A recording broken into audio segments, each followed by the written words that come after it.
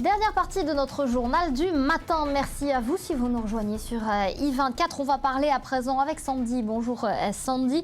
De cette polémique qui est passée d'un plateau télé à l'Assemblée nationale. On parle évidemment de Najat Vallaud-Belkacem et Idriss Sy Hamedi.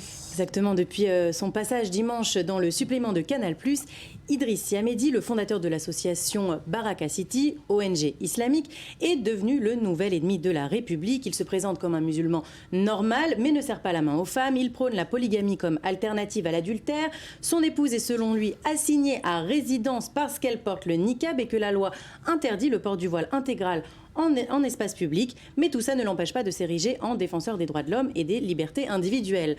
Quoi qu'il en soit, sa présence dans l'émission n'est toutefois pas ce qui a fait la polémique, c'est plutôt sa réponse à la question d'Ali Badou.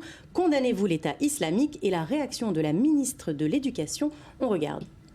S'il tire sur des femmes enceintes, je ne vais pas vous dire non, je ne condamne pas. Donc je pense que oui, mais je suis gêné de la question. Je suis gêné de la question parce que je pense, je le répète, c'est pas équitable. On n'a pas demandé au président... On est un peu gêné de la réponse, pour tout vous dire. Najat Vallaud-Belkacem, vous avez envie de réagir? Non. Je crois que c'est une association qui porte une façon de voir les choses qui n'est pas la mienne, à laquelle je ne souscris pas et qui me met aussi mal à l'aise, honnêtement, sur votre plateau, donc je ne rajouterai rien. Alors même si Najat Vallaud-Belkacem a condamné fermement et publiquement les propos d'Idriss Sy Hamedi en postant un message sur Facebook 24 heures après l'émission, sa réaction jugée trop timide a suscité de nombreuses critiques, notamment à droite évidemment, un débat qui s'est d'ailleurs invité à l'Assemblée. Vous n'avez pas eu le courage de vous lever, de donner tout simplement l'exemple. Madame, par votre silence, vous avez laissé faire. Par votre complaisance, vous n'avez pas été à la hauteur. Je condamne évidemment les propos qui ont été tenus par ce président d'association sur ce plateau. Je regrette qu'on lui ait offert une tribune.